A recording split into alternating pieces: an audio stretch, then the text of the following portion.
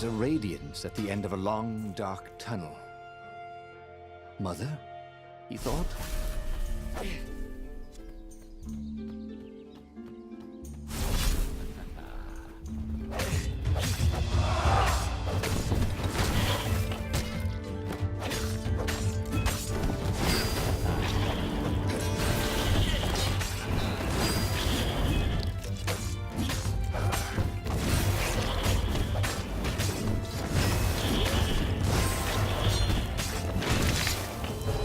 Touche, he said, and died.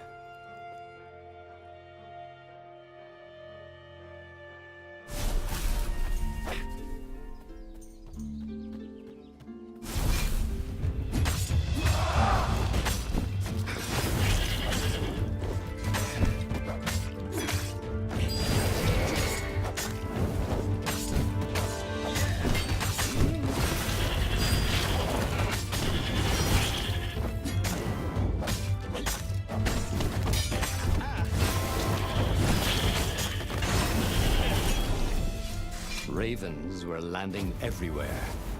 The advance guard. He'd better get moving. If they got to Lupino first, they'd eat him for breakfast. Or a snack. Ravens weren't picky. If they got hungry, they sometimes forgot to interrogate their prisoners. Even top spies like Lupino. Where had the mad rabbit got to?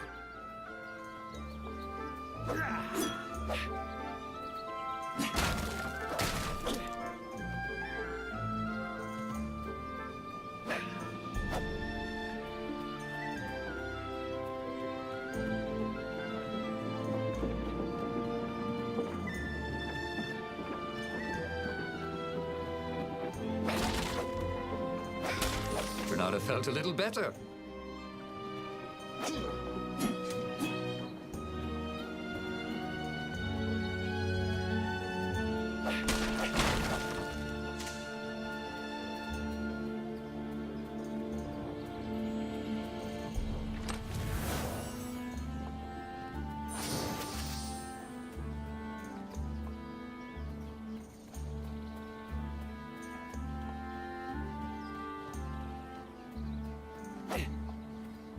Renato felt like he was ready to learn new things.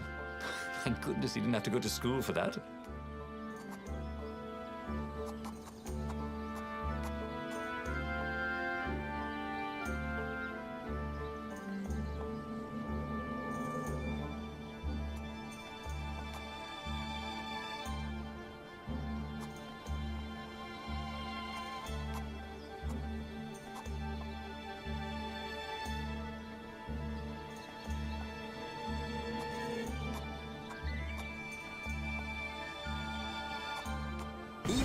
It was starting to come back to him. Something you never completely forgot, like how to freeze time when attacking. The more he fought, the more he'd probably remember.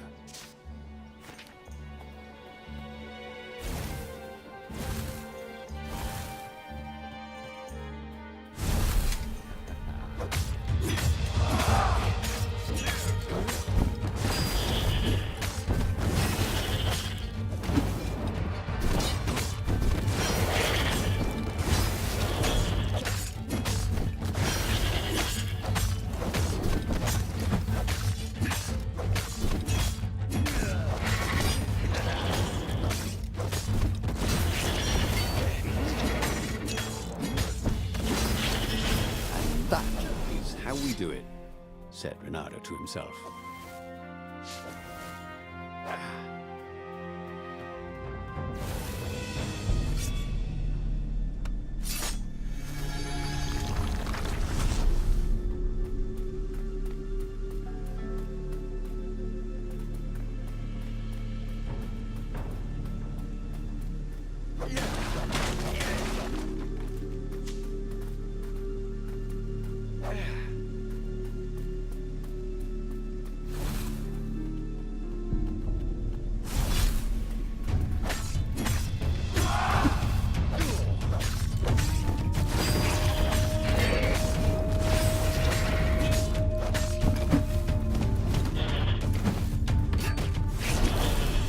Renato felt ready to become faster, stronger, bolder.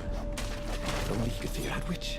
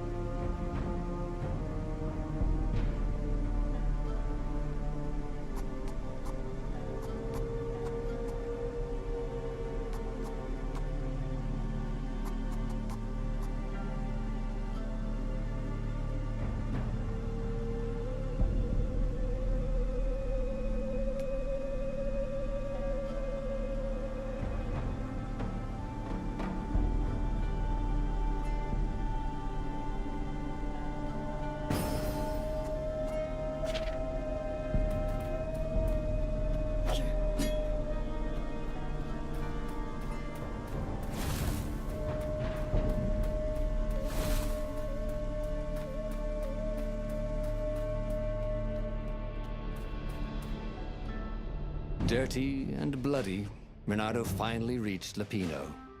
The rabbit was practicing his shuffle. Renato recognized the cards. It was Lapino's favorite deck. Oh, I thought you were in danger. I am! The ravens are coming. Oh, the prison thing. Right, yeah, see, this guard owed me 53 ducats, so we made a deal. They're very reasonable people, actually, for weasels. Now, I got a brilliant plan to kidnap Zenobia. We capture Zenobia, we find out what she knows, and that's the whole war right there. Easy peasy, lemon squeezy. Capture the Emperor's greatest general, who also happened to be a deadly sorcerer and, oh, his only daughter? That would be worth it. On the other hand, he could still get to the core of the Sky Ripper, even if he couldn't get the whole thing. It must have great power.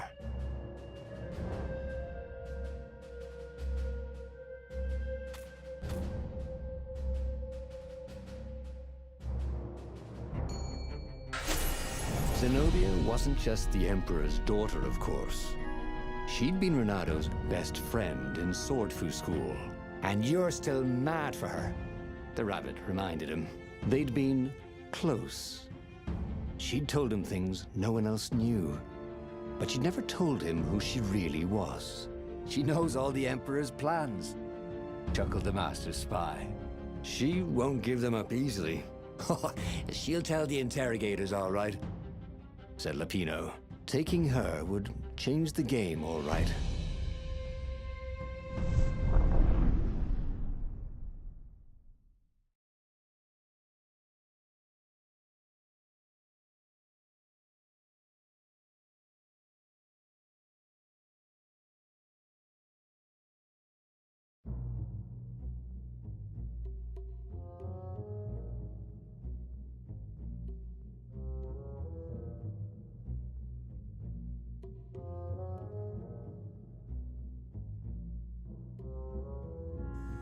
The city was already under Zenobia's control. I had to admire her efficiency. Renato shivered at the thought of Zenobia at the mercy of the interrogators. Could he really turn her over to them? But this was war. It wasn't meant to be pretty.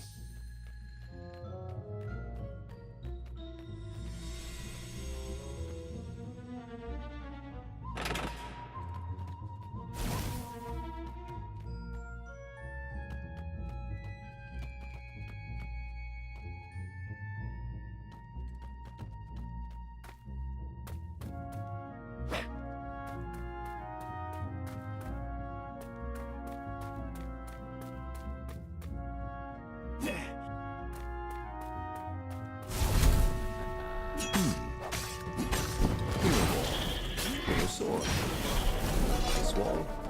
Ice cube.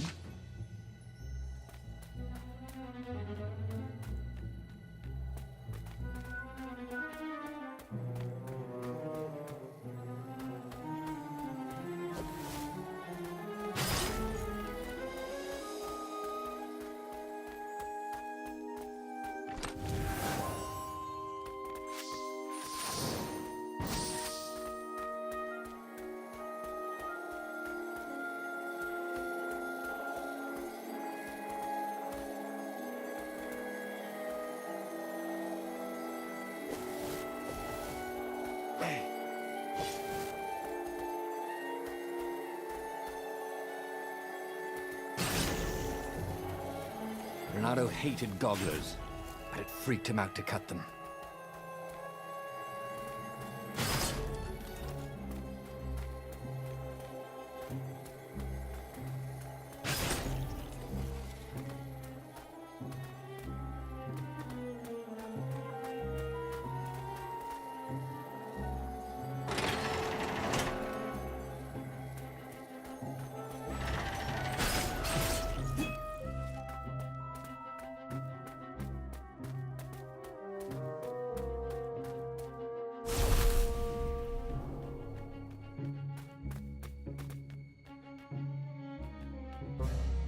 So, what's this plan of yours?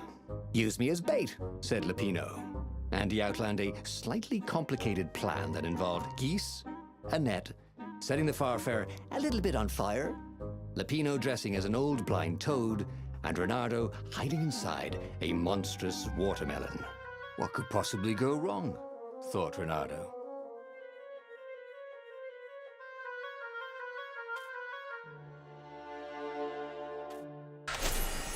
Oh, this is gonna be fun, said Lupino, as he ran to go set up his marvelous plan. If I craft a sword now, it's gonna be really short.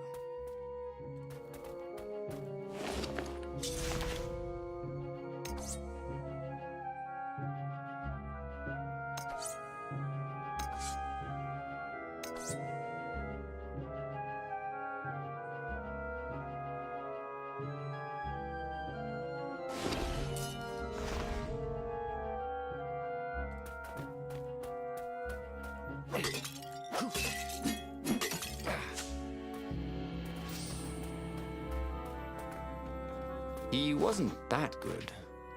Yet.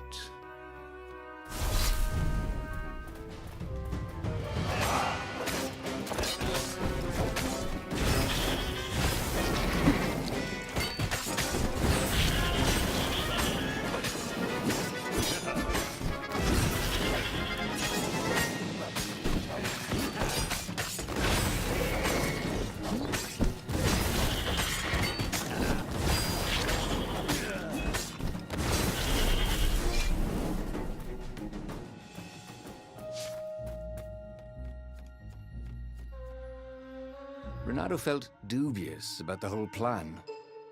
With every step, he was waiting for it all to go horribly wrong. But against all odds, Lupino's idiotic plan worked. Zenobia's ravens ran off after the geese, the net dropped, and Renato jumped out of the watermelon and put his sword to Zenobia's throat. Renato, she said. Are those new scars? They look good on you. You never returned my velvet jacket. It was my favorite.